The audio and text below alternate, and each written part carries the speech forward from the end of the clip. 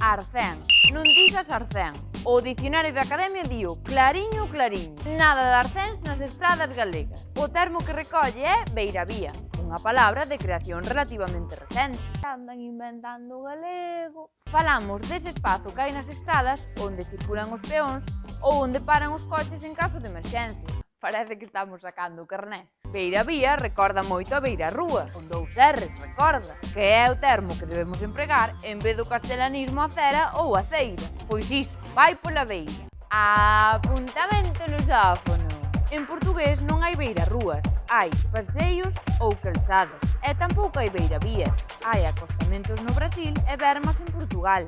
Curiosamente, en galego tamén existen as bermas, pero non son exactamente o mesmo cunha beiravía. Un berme é unha berma, non? En galego, unha berma é unha especie de cornixa dun terreo, dígocho eu.